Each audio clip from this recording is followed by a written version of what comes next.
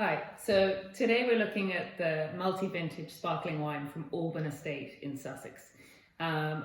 This is our winemaking series, so we're going to have a look at how sparkling wine is made and the effect it has on the wine in the glass. Don't worry, I'll be brief. But first of all, I just thought it'd be interesting to open the bottle on camera.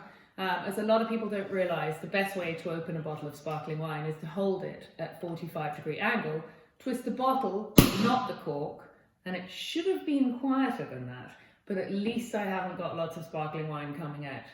And then when we're pouring it, obviously, I think you probably all know this, we do this sideways, like this, so the fizz is not too high. So some of you may not have tried a sparkling wine from the UK. Climate change has made it possible to ripen the champagne varieties. Those are Chardonnay, Pinot Noir and Pinot Meunier. This is multi-vintage, which is their word for non-vintage.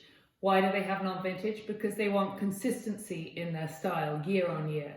This means that they have to retain a small portion of vintages from preceding years so that they can blend them all together and make their house style. This is difficult for the UK sparkling wine industry because it's quite new, so they've had to save reserves before they could start releasing their wines. Hence, the price of UK sparkling wine is up there with champagne. And this is all due to production costs and the cost of land. So sparkling wine is made by carbon dioxide being contained in the glass.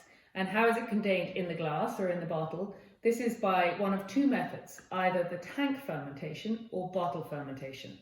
This is a bottle fermented sparkling wine. If you smell this wine,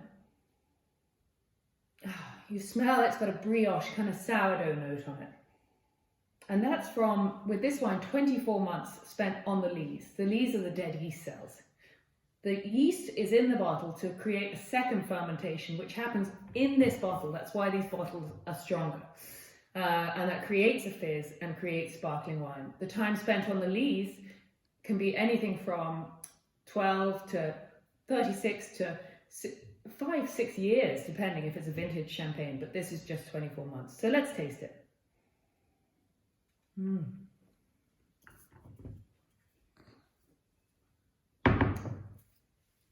You really get that the mousse is integrated into the wine. And again, this is another sign of second fermentation in bottle. The secondary notes, those are the notes from winemaking. That brioche, that bread, that dough, it's really croissant-y. And those are all from those dead yeast cells that are in the bottle. Well, were in the bottle, they've been removed at this point.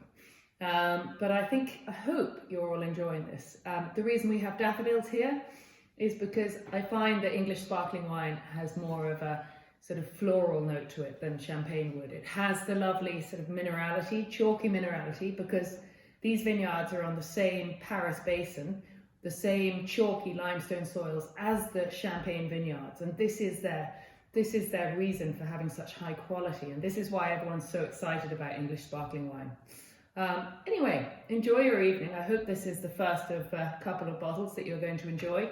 And any questions, you can contact me on Instagram. Okay.